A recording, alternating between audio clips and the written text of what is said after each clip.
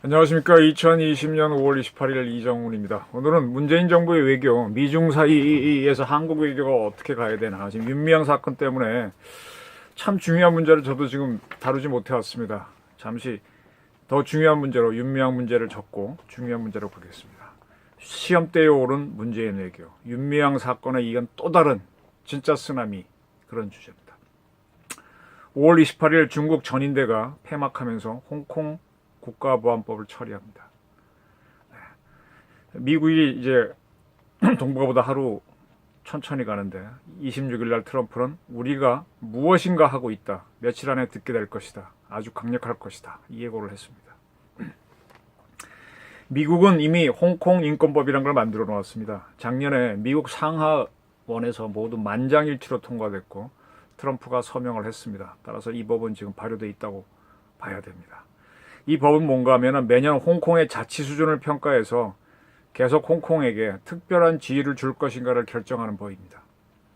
92년 이후 미국은 홍콩에게 관세와 투자, 또 홍콩인들은 중국인들과 다른 여권을 쓰죠. 그리고 비자도 다르게 적용하죠. 한국 같은 경우는 최근까지 노비자였지 않습니까? 뭐 그런 것처럼 다르게 홍콩인들은 중국인들하고 다르게 대우하는데 비자 발급에 대한 특별한 지위를 제공해 왔습니다. 이러한 지위를 박탈할 수도 있고 유지할 수도 있는 것이 홍콩 인권법입니다. 미국이 홍콩 인권법을 만들었습니다. 미국은 다른 나라에 관련된 다른 나라와 관계되는 법을 이렇게 내부법으로 만듭니다. 뭐 그건 주권상하니까 상관이 없습니다. 만약 이 법에 따라서 미국이 홍콩을 중국과 같은 수준으로 대우해버리면, 특별한 대우를 안 해주면 홍콩은 지금 싱가포르와 더불어 아시아에서 가장 잘 사는 지역이잖아요. 경제 허브 기능을 상실할 수도 있습니다. 홍콩에는 굉장히 많은 금융기관이 모여 있습니다. 거기 홍콩과 싱가포르는 제조업보다는 금융인데 그러한 금융기관들이 대역을 탈출할 수 있죠. 이렇게 되면은 또 홍콩에다가 법인을 만들고 제조업체 같은 경우, 그 다음에 중국의 어떤 공장을 유지하면은 미국이 중국에 준 혜택을 누릴 수 있잖아요. 미국에 출입한다든지 미국에 달러를 거래하는 데 유리한 이런 제조업체들이 홍콩에 법인을 많이 두고 있는데, 이런 회사들도 지금 중국에서 철수를 하고 있는데 이미 중국한테 미국이 압박을 가하고 있으니까. 근데 홍콩에 자기네가 본사가 있어서 유지했는데 이 혜택이 없어지면 역시 철수할 수 있다. 홍콩 경제가 매우 어려워진다. 지금 홍콩 덕택에 홍콩이 중국 경제를 이끌어가는 견인차지 않습니까? 그러니까 특별 대우를 이용해서 중국도 홍콩을 통해 수출해갖고 굉장히 이득을 올리고 있죠. 이런 것들이 차단되는 겁니다. 레리 커들러 미 백악관 국제경제위원장이 홍콩이나 중국을 떠나 미국으로 오는 기업이 있으면 그 이전 비용을 지원하겠다. 미국은 아메리카 퍼스트, 미국 제조업을 살리겠다. 이런 선언까지 했습니다. 이미 미국에서는 지난 1월 달에 작년에 미국과 중국이 무역 분쟁을 많이 하다가 1월에 타결을 받죠. 그 합의를 파기할 수 있다라는 이야기가 미국에서 나오고 있고요. 미국 국무부는 홍콩 자치권 평가 보고서를 작성하고 있습니다. 홍콩 인권법을 적용할지 말지를 결정하기 위해서. 그리고 미국 재무부는 중국 관료들과 중국 기업이 미국의 부동산이나 기업들을 사갖고 있는 게 있죠. 그런 것들을 동결하거나 그런 것들의 거래를 제한하는 방안을 검토하고 있습니다. 상당히 미중 대결이 격화되고 있는 모양입니다. 5월 26일 날 시진핑 중국 주석은 중국 인민해방군에게 전쟁 대비 업무를 전면적으로 강화하라. 국가 주권과 안보, 발전 이익, 국가 전략의 전체적인 안정을 기필코 수호하라. 이런 연설을 했습니다. 우리 대통령이 어떤 상황이든 우리 군대에 가면 하는 연설, 같은 연설로 볼 수도 있습니다. 그러나 이제 미중 간의 대결을 보게 되면 미중 간이 전쟁으로 가겠습니까? 그렇지만 어쨌든 강화하라 얘기했고요. 중국 국방부 장관은 우리의 국회에 해당되는 중국 전인대에 출석해서 미중 전략 게임이 고위험에 들어갔다. 상당히 치열하다 이렇게 인정을 했습니다. 네. 자, 이런 미중 갈등이 이제 구체화되는 지역이 남중국해와 한반도 수역입니다. 중국은 대만과 남중국해 문제는 중국 주권의 문제다. 미국은 개입하지 마라. 남중국해 들어오지 마라. 동중국해도 사실 같은 입장이죠. 미국의 요구에 굴하지 않겠다. 이런 입장입니다. 미중 관계를 개략적으로 설명하겠습니다. 72년도인가에 키신저가 파키스탄을 거쳐갖고 중국을 방문해서 주계 장막을 거두죠. 그래서 이제 그 후에 닉슨이 미국을 방문해서 그때 모택동을 만나면서 중국을 이제 자본주의 국가의 처음 소개를 하게 되죠. 일종의 떼땅뜨가 열리는 거죠. 그렇게 하고 난 다음에 한참 지나서 79년도에 미국과 중국이 수교를 합니다.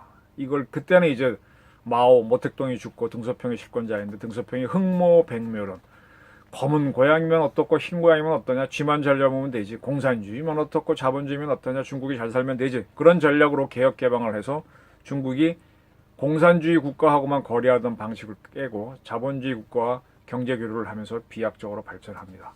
그때 중국은 인건비가 쌌고 땅이 많았으니까 세계의 공장으로 발전하기 시작했죠. 네.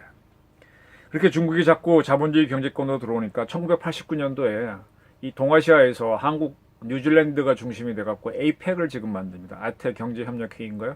이때 미국도 참여하죠. 미국도 그때부터는 유럽 일변도였는데 그 전까지는 우린 태평양도 면하고 있으니까 태평양 건너면 아시아다. 바다는 굉장히 넓은 것 같지만 바로 건널 수 있는 어떤 중간에 국경선이 없잖아요. 그러니까 우리도 아시아 국가다 해서 미국도 참여하고 또 중요하게 중국이 참여합니다. 그래서 아시아 국가들이 안보 문제, 정치 문제를 배제하고 경제 문제만으로 하나가 모이게 됩니다. 네. 미국, 한국, 일본, 중국이 참여한 에이펙이 만들어졌습니다. 그리고 바로 그 직후에 90년, 91년을 거치면서 동유럽 공산국가와 소련이 무너지는데 중국은 79년, 거의 10년, 12년 전에 개혁 개방을 하면서 자본주의 국가를 만났고 에이펙도 그 직전에 참여했기 때문에 경제적 타격을 입지 않습니다. 95년 미국이 가트 체제에 이어서 WTO 체제라고 세계 무역 기구를 만듭니다. 냉전이 끝났으니까 모든 나라가 다 자본주의가 된 거니까 하나같이 자유무역을 하자. 그래서 그때 나오는 게 세계화라는 얘기. 요즘 이제 팬데믹 때문에 세계화는 굉장히 위협받고 있다 그러지만, 그러기 세계화 현상, 글로벌라이제이션 뭐 그런 단어를 많이 썼습니다. 우리는 WTO에 바로 가입했죠. 근데 중국은 공산국가를 유지했기 때문에 좀 늦었습니다. 2001년에 가입했습니다. 야, 이런 상황은 중국으로서는 드디어 전 세계와 자유무역하게 됐으니까 공산주의 체제를 유지하면서 자본주의 경제가 주는 혜택도 누리는, 양손에 떡 들고 아이가 신나죠. 이거 먹을까 저거 먹을까, 아주 그런 랄랄라 시절이 중국이 드디어 만났습니다. 그 결과 중국은, 지금의 중국은 어느 정도로 발전했는가 하면요, 세계 공장이잖아요. 제조하는 사람들이 다 들어와 있잖아요. 중국이 또 13억 인구다 보니까 13억 인구는 아프리카보다 많고요, 남북미 합친 것보다 많습니다. 유럽, 러시아 합친 것보다도 많습니다. 그러니까 하나의 대륙도 뭐 큰 대륙이죠. 이렇게 인구가 많다 보니까 이 거대한 시장이잖아요. 그래서 모든 세계 주요 기업들이 다 중국에 들어와서 중국 시장을 공략을 했어요. 중국은 시장이면서 공장이 된 건데, 지금 중국에서 생산하는 물품은요, 자국에서 다 소비를 하고도 60% 이상이 남습니다. 그럼 어떻게 수출해야 되죠. 우리 대한민국이 수출 안 하면 못 사는 나라인데 중국도 수출 안 하면 못 사는 나라가 돼버렸습니다. 박정희 대통령이 무역 입국을 목표로 나라를 세웠는데 등소평이 그걸 따라왔던 거죠. 그래서 세계적으로 수출 국가가 돼버렸는데, 그 수출도 뭘 수출하냐가 또 다릅니다. 지금 우리나라 같은 경우는 뭐 저도 쓰는 이런 핸드폰 여러분 다 갖고 계시죠. 이런 자동차, 중화학공업, 이렇게 우리는 고부가 가치 산업으로 이동했거든요. 우리뿐만 아니라 우리 앞서 일본, 미국 다 선진국들은 글로 갔습니다. 이런 이거 마스크인데, 이런 마스크 만드는 거는 그렇게 고도의 기술이 필요 없잖아요. 이런 소비재 한번 쓰고 버리고 이런 것들은 다 중국이 하게 됐습니다. 소비재 산업은 선진국들이 안 하죠. 근데 일상생활에서 꼭 필요한 거는 이런 핸드폰도 필요하지만은 마스크가 어떻게 보면 더 필요해요. 지금 미국 같은 경우는 마스크 공장이 없잖아요.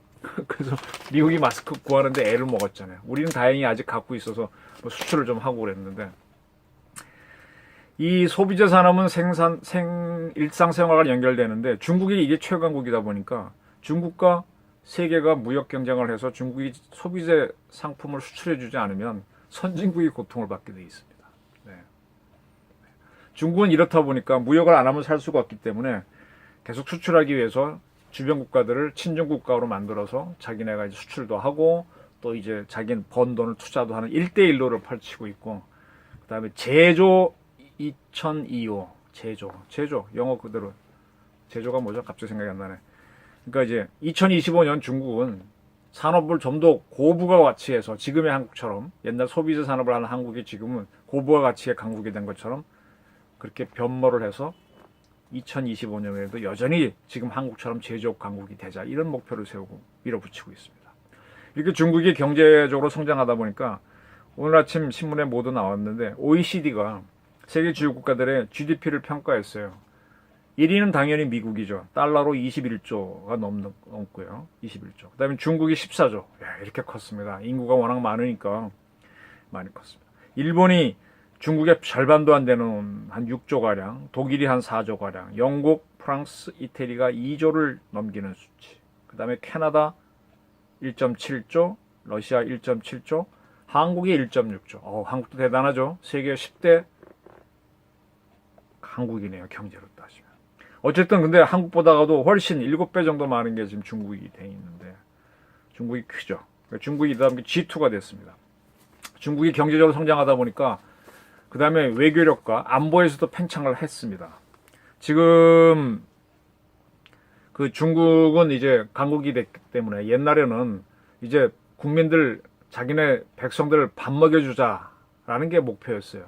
먹여주고 나니까 이제는 소강 사회라 그래서 과거 우리 올림픽을 중국이 2008년도에 했나요? 그런 걸 계기로 해서 우리도 좀 먹고 살만한 사회니까 먹는 거 말고 배고픔 해결하는 거 말고 다른 것도 하잖아 하고 나갔고 앞으로는 대동사회 지금의 한국처럼 한 3만 불이 넘는 사회를 만들자는 게 단계 목표로 가는데 소강사회로 가면서 중국이 자 우리는 대동사회를 목표로 중국의 꿈을 꾸자 Chinese Dream을 만들기 시작했습니다. 그러다 보면 뭐가 됩니까? 이제 군사력이 강해야 되니까 이른바 도련이란 걸 만듭니다. 섬도자에다가 쇠사슬 할 때 련자입니다. 아일랜드 체인이죠. 뭔가 하면은 중국의 강국이 됐으니까 중국을 위협할 수 있는 나라는 여러 나라인데 특히 미국이 대표적이니까 미국 해군이 저쪽 태평양을 건너온다면 일본, 그 다음에 대만, 그 다음에 필리핀 선에서 더 들어오지 못하게 만들자. 그 가상의 선, 여기 넘어오게 되면 때릴 수도 있다. 물론 바로 때리는 건 아니지만 유사시에 때린다. 그게 도련을 설정을 합니다. 그러면서 그 도련을 지킬 수 있도록 그때 그 중국 해군 사령원이 중국 해군을 대양 해군을 하는 작업을 많이 했었죠. 그리고 남중국해, 우리는 지금 남중국해라 그러면 그걸 왜 사우스 차이나 시라고 불러주나요? 그 베트남 사람들은 동해라고 불러요. 자기네 말로. 그쪽 바다에 옛날에 그 2차 대전 끝나고 난 다음에 대만이 그 넓은 바다에 있는 섬들은 다 자기네 거다라고 9 대쉬 라인 9개의 실선으로 된 9개의 점선이죠. 를 긋고 그 안에 있는 바다는 내 바다고 섬도 내 거다 하는 주장을 한 적이 있습니다. 9단선. 단자는 띠단자. 태권도 1단, 2단 할 때 그 단자가 9개 이렇게 띠처럼 이렇게 결국은 점선이 되는 거죠. 이렇게 그어서 상당히 애매한 국가의 영토는 어디다 구체적으로 해야 되는데 대만이 좀 무심히 그었던 겁니다. 그걸 부활시켜 갖고 남중국해는 자기네 바다고 뭐 그쪽에 있는 섬은 자기네 거다 주장을 했습니다.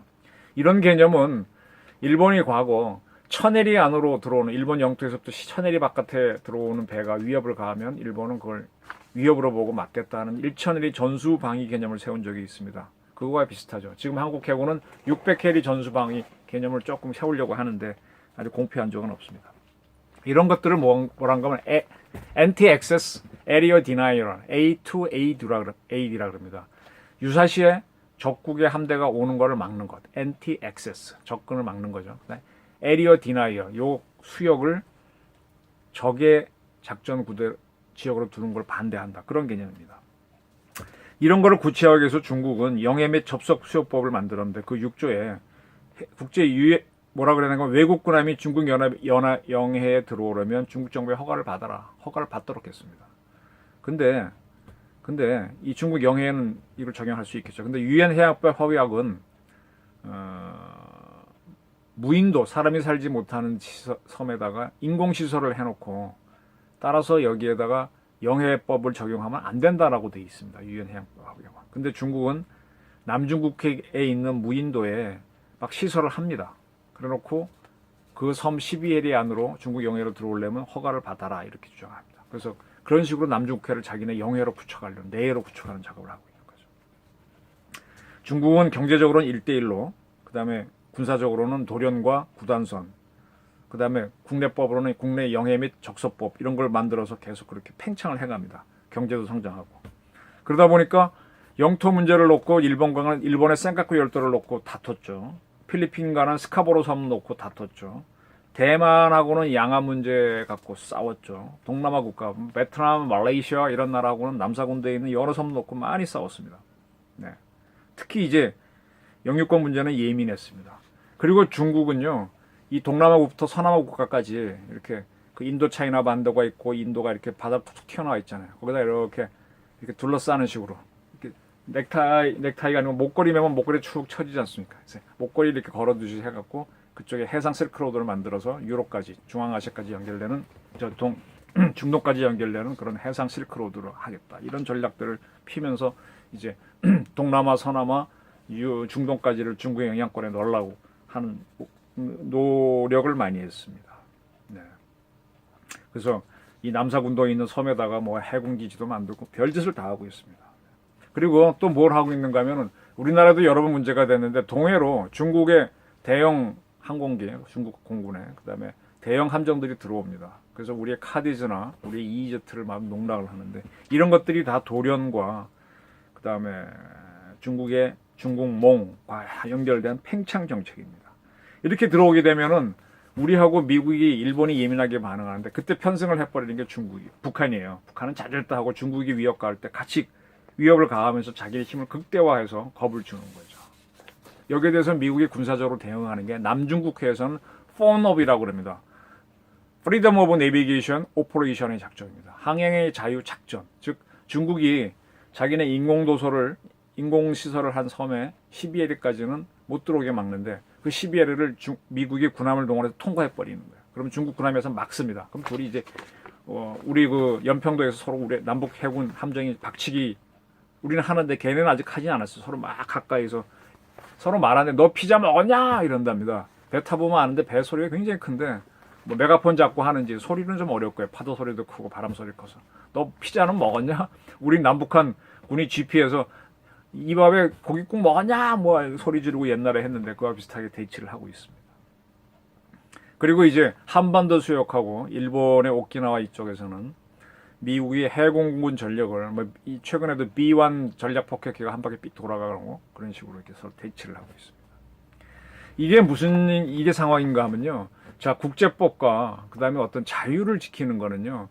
논리, 명분도 굉장히 중요합니다만 결국은 힘이란 얘기입니다. Freedom is not free.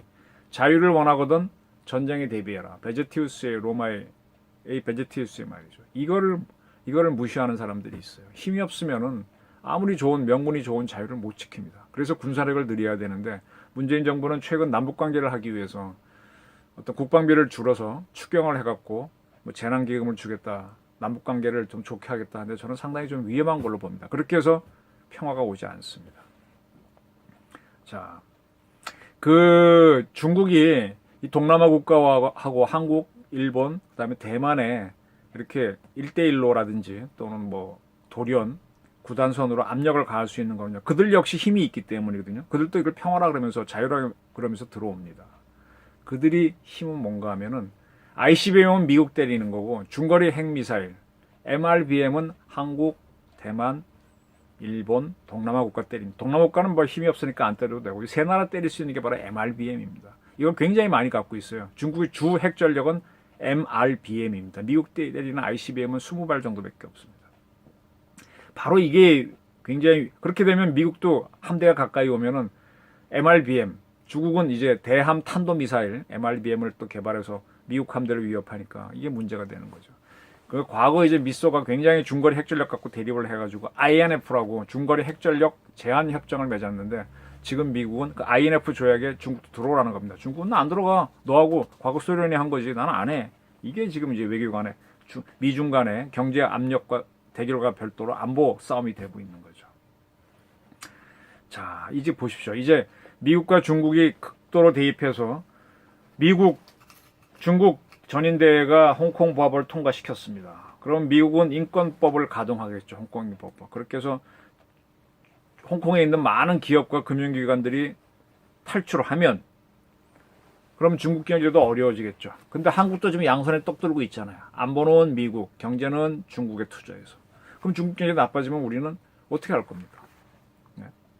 양자택일을 요구하는 상황이 됐는데 여기에 어떻게 할 겁니까? 문재인 정부의 외교가 시험대에 오르는 거죠. 이거는 21대 총선은 국내용이니까 뭐 어떻게 우리끼리 싸우면 되지만 이 국제 문제는요.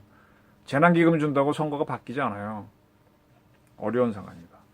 지금 북한은 어느 상황인가 하면요. 지금 보릿고개 한참 힘들 겁니다. 근데 지금 문재인 정부는 북한하고 잘 지내자고 문재인 정부는 두 바퀴 평화론을 얘기하거든요. 미국과 북한이 북한의 핵 문제를 타결하는 합의를 해라라는 한 가지 평화론, 한 바퀴. 그 다음에 그거와 별도로 남북이 경합을 해서 서로 잘 사는 또 하나의 평화론. 두 개의 바퀴를 같이 돌리겠다는 건데 요즘은 미북이 안 하니까 우리 바퀴 먼저 돌리겠다는 게 문재인 대통령의 생각이고 의지지 않습니까? 거기에 편성에 나오는 게 임종석 전 비서실장. 그 사람이 경문협의죠. 남북 경제협력 뭐 문화 세단인가 만들어서 움직이겠다. 다시 드라이브 걸어보겠다 그랬더니 미국 국무부에서 하지 마라 이런 논평이 나왔지 않습니까? 근데 북한의 입장은 뭐냐? 한국이 아무리 그 바퀴를 돌려도 미국이 안 돌면 소용이 없다. 그 괜히 한국이 돌리는데 따라갔다가 나중에 망신당하고 오히려 미국한테 제재당하니까 안 한다. 과거 북한이 뭐 하자 그럴 때 우리 정부에서는 제발 거기 대응하지 말고 무시해라는 무시 전략을 요구 많이 했었는데 지금 북한은 문재인 정부에 대해서 무시 전략을 하고 있습니다. 예. 사실 그 과거 북한이 요즘 이제 친북 단체들 보게 되면은 자주 평화 민족 대단계를 많이 얘기하거든요. 이것이 74년도에 그 이우락 씨가 북한에 가서 이제 7.4 공동성명 합의할 때 북한이 요구한 게 바로 세 조건입니다. 그걸 박정희 정부가 받았죠. 왜? 그때 우리가 불리했으니까. 그러니까 명분상으로 받아주고 그리고 야 받았으니 우리 때리지 마. 그러고 나서 무실력행 계속 경제 개발을 합니다. 지금 한국이 고부가 가치 산업으로 산업이 전환된 게 그때 박정희가 중화학공업 이런 걸 일으키 전자공업을 일으켰기 때문에 가능한 거 아닙니까? 무실력행을 했던 거죠. 그러니까 무시하고 가야 되는데 지금 북한이 우리가 뭐라고 한 30년 떠든 걸 무시하고 계속 핵 개발해서 성공시켰거든요. 근데 그런데도 우리는 자꾸 이제 북한을 무시를 못하고 거꾸로 무시를 당하고 있습니다. 이 북한의 전략을 지금 와서 한번 볼까요? 2017년, 18년도에 북한이 우리를 굉장히 겁을 줬습니다. 17년도에. 평창 올림픽 못하게 할 수 있는 상황 만들겠다라고 하니까 문정부가 그건 안 돼 하고 뭐 북한하고 대의하자 그러고 미국도 결국은 대화하자고 나왔습니다.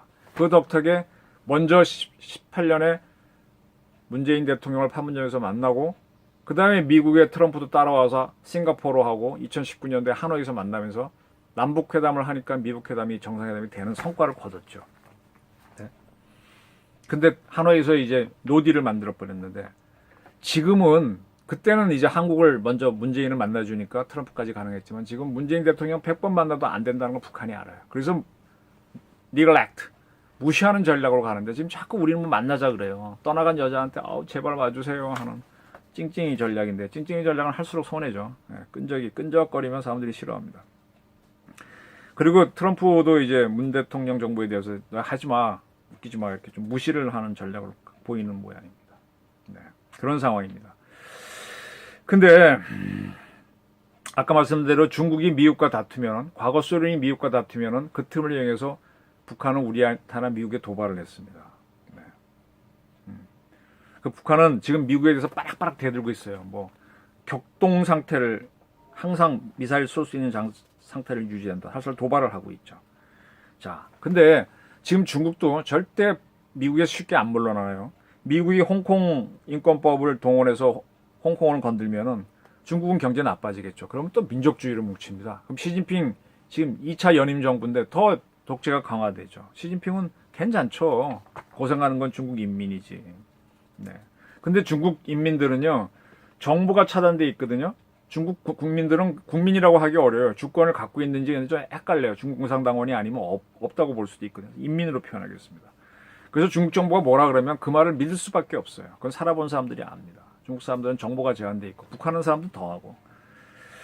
그래서 중국 사람들은 경제가 어려워져도 어려운 건 줄 알고 그냥 따라갑니다. 그게 중국의 불행이죠. 네. 그리고 또 이해찬 최근 민주당 대표가 윤미향 정의영 사건에 굴복하면 안 돼요 그랬는데 이것도 결국은 국내용 발언인데 민주당 세력이 죽어도 민주당 하는 사람 대깨문도 있고 있지 않습니까? 네, 아무리 나빠요. 그 사람들은 뭉치거든요. 그게 또 확장하게 되면 50% 이상 또 될 수도 있으니까.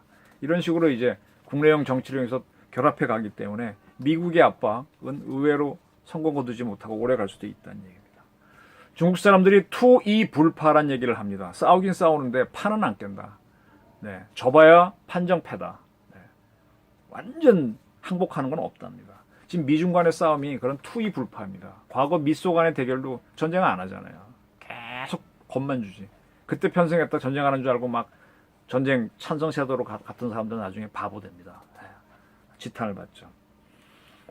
그러나 극한 대립은 합니다. 막 쏟고 같이. 네. 그리고 거기다 국내 문제 결합돼갖고 막 경제 문제 결합되다가 결국 어느 한쪽이 무너지는 게 냉전 종식이었거든요. 그렇게 한참 밀다가 서로 한쪽이 무너질 것 같으면 그만하자고 이제 그 상태에서 타협을 합니다. 이게 75년 6년도에 그 미국이 중국에 접근해서 닉슨이 방문했잖아요. 그러니까 소련이 어떻게 합니까? 거기에 대한 반작용으로 유럽에다가 SS-20 중거리 MRBM을 배치하면서 꽉 겁을 주니까 미국이 서독 등 유럽에다가 SS-20 중거리 미사일 배치해서 다시 냉전이 극도로 올라갑니다. 네. 그 와중에 점점 긴장이 올라가니까 어떻게 해요? 79년도에 아프간을 소련이 침공까지 해요. 거기에 미국이 80년 모스크바 올림픽 불참하니까 유럽, 한국, 일본 다 불참해요. 80년에는 인도, 이란에서 회교혁명이 일어나서 친미 정권 팔레비 왕권이 무너지고요. 예. 그리고 그 직전에는 인도 차이나에서 공산화가 됐고 베트남, 캄보디아 뭐 이런 나라들이 다 공산화돼 버립니다. 전체적으로 보면 미국이 불리한 거죠. 냉전이 격화됐을 때. 미국은 중국에 접근해서 중국과 국교를 맺었지만 인도 차이나에서는 공산화가 되고 또 아프간은 소련이 침공하고. 근데 그 와중에 계속 미소가 이제 대결하는 와중에 이제 주변들이 이렇게 터지는 겁니다. 그리고 이제 서로 힘들어갖고 86년도입니다. 레이카비크에서 미소 정상회담을 갔습니다. 근데 그때 레이건 대통령이 고르바초프가 뭐라 그러니까 난 너 못해. 빠이빠이 하고 그냥 박차고 나옵니다. 그리고 나서 다시 합의를 합니다. 그게 INF. 미국과 소련은 모든 중거리 핵전력 미사일을 없애자. 탄도미사일을 없애자. 합의를 합니다. 그 화해가 갑자기 열리니까 이제 지금까지 서로 싸워왔던 힘겨루기를 끝내고 화해를 하는 거죠. 그 다음에 이듬해 열린 게 뭐예요? 서울 올림픽이잖아요. 근데 딱 해보니까 대한민국이 잘 사는 게 유럽에 알려졌어요. 동유럽 국가들은 그때 한 10년을 소련 따라서 미국과 싸우느라고 경제가 엉망이거든요. 그러니까 거기서 야 우린 뭐 했냐 하고 우리 공산주의 정부 잘못했네 하고 막 시위가 터집니다. 폴란드의 바르샤바 바웬사 노조가 나오고 뭐 헝가리에서 나오고 뭐 루마니아 나오고 뭐 난리가 난 거죠. 막 다 그러면서 이제 그 나라들이 뒤집어지는데 그때 소련이 힘이 없었어요. 경제가 엉망. 자기도 힘들었거든요. 10년 다투느라고. 그래서 아버지 부시하고 고르바초프가 몰타에서 만납니다. 그래서 몰타 선언을 하는데 자기 동맹국에서 일어난 사태에 개입하지 말자. 원래 바르샤바 조약기구에 따르면은 그 나라에서 일어난 내전에 혁명에 소련이나 동맹국이 개입해서 막아줄 수 있습니다. 하지 말자는 합의를 합니다. 그에 따라서 동력 국가들이 계속 민주혁명이 일어나고 소련도 붕괴돼서 냉전이 종식되는 상황이 벌어집니다. 미소는 서로 싸우다가 한 게 아니라 서로 합의에 의해서 무너진 겁니다. 무너지고 한쪽이 이기는 겁니다. 지금 미국이 그런 유사한 싸움을 중국에 거는 걸로 보여요. 근데 지금 미국은 코로나로 너무 많은 사람이 죽었어요. 그 트럼프는 굉장히 불리하죠. 트럼프 입장에서는 2차 대전 때 일본의 공격을 받아서 입은 피해보다가도 이번 코로나 피해가 크다는 겁니다. 중국의 책임 전가해야죠. 그래서 그래야 재선이 될 수 있지 않습니까? 그래서 굉장히 중국을 압박합니다. 그리고 재미있는 거는 홍콩 인권법을 만들 때 미국 민주당까지 전원 만장일치로 통과했다. 미국의 정서는 여야 막론하고 다 반중이다. 그래서 중국을 밉니다. 미는데 과거 소련은 미국이나 자본주의 국가와 무역을 안 했지만 지금 중국은 너무 많이 무역을 해서 소비자 사람을 꽉 쥐고 있기 때문에 중국이 어떤 무역 제재를 가하면 우리는 당장 생필품이 부족해질지도 몰라요. 그래서 미중 간의 싸움은 미소처럼 격하게 안 간다 이렇게 보는데 모르겠습니다. 그 부분을 놓치고 말고 보십시오. 근데 어쨌든 그런 상황이 되면 미국도 못 견디니까 빨리 타결할 수 있는데 또 갈 수도 있고요. 그런 상황입니다. 자, 그래서 제가 보는 거는요. 과거 일본이 미국하고 굉장히 가까웠잖아요. 근데 미국에 대들었잖아요. 노라고 말할 수 있는 Japan is number one 뭐 이런 거 하면서 우리도 세계 최강국이다 주장했는데 미국이 한 방 빡 때리고 환율 조정해야 하니까 플라자 합의를 80년대 했잖아요. 그 정도 비슷한 합의가 나오지 않을까 봅니다. 네. 근데 그 합의 이후에 일본이 그 유명한 20년, 30년 불황에 빠지는 거거든요. 중국도 그럴 수 있다는 얘기입니다. 근데 지금 우리 정부는, 문재인 정부는 전작권 환수하면서 반미 이런 구도로 가거든요. 중국이 침체되면 북한도 어려워지고 한국도 어려워질 수 있는데 왜 이런지 잘 모르겠어요. 남북관계 때문에 그러는 것 같은데. 중국은 그러한 미국의 압박을 피하기 위해서 과거 소련이 그렇게 했거든요. 계속 냉전 초기에 압박을 받으니까 북한을 김일성 동원해서 이렇게 전쟁하게 한 게 6.25잖아요. 시진핑도 중국 세력도 매우 어려워지면 주변에서 전쟁 하나 일으킬 수 있습니다. 한반도 전쟁 날 수도 있고요. 작은 도발도 할 수 있고 또는 다른 지역에 할 수도 있고 그리고 프락시워가 날 수도 있다는 걸 염두에 두셔야 됩니다. 근데 문정부는 그거는 보지 않고 미중사에서 줄타기를 하려고 하는데 그 이유는 우리가 중국에 너무 많이 엮여있기 때문입니다. 이해는 됩니다. 그러다 보니까 무슨 사태가 벌어졌는가 하면 중국에서 이 코로나가 벌었을 때 바로 우리 국경을 차단 안 했잖아요. 그때 WHO가 이 코로나를 문제로 경제 봉쇄 어떤 거래를 막는 건 안 좋다라고 하니까 그 이유로 안 했지 않습니까? 그 결과 한국이 굉장히 많은 이 코로나 감염자가 발생했잖아요. 중국 다음으로 많이 발생한 나라가 우리, 이란, 이탈리아입니다. 다 중국의 1대1로에 동참한 나라들입니다. 친중 국가들이었습니다. 중국과 교류를 계속하다 보니까 확 번져온 거죠. 두 나라는 의료가 약해 고생했는데 우리는 의료계가 너무 잘해갖고 이걸 막아낸 나라입니다. 우리 실력으로 막은 거죠. 그건 아주 문정부의 운이면서 대한민국의 운이었습니다. 자, 미중 간의 다툼이 커졌을 때 이런 식으로 우리가 줄 잘못 쓰게 되면 고생을 하게 되는데 그때 우리가 저력이 있으면 코로나처럼 막아냅니다. 못 막아내면 작살나는 겁니다. 북한이 중국이 미국에 맞서는 걸 이용해서 도발을 할 때 우리가 자력이 세면 막아내겠죠. 근데 못하면 깨갱하면서 나라 꼴이 이상해지는 거죠. 네. 우리는 안보 문제 나오면 바로 미국이 예속되는 경향이 있거든요. 좀 어려울 수 있어요. 미중 대결로 세계 정세 변화가 일어난 후 한국은 패배자가 될 수도 있습니다. 그거를 원하는지 안 하는지 우리는 결정을 해야 됩니다. 네. 근데 서독은요, 미소 간의 대립이 격화돼 갖고 나중에 소련이 붕괴되고 동유럽 공산국가 붕괴될 때 아주 선택을 잘해서 통일, 평화 통일했거든요. 우리는 이걸 할 수 있느냐? 우리 숙제가 바로 이겁니다. 이 부분을 놓치지 말아달라는 겁니다. 그리고 서독은 통일은 했지만은 2차 대전 일으킨 전범국가이기 때문에 10개의 육군 사단을 3개로 줄이는 그 군권을 굉장히 제한당하는 그런 좀 통일을 했어요. 경제는 살아났지만. 근데 우리는 전범국가가 아니니까 한 20개 사단 이상을 유지할 수 있는데 굉장히 좋은 조건인데 그런 통일을 못하는 상황을 맞을 수 있다는 거죠.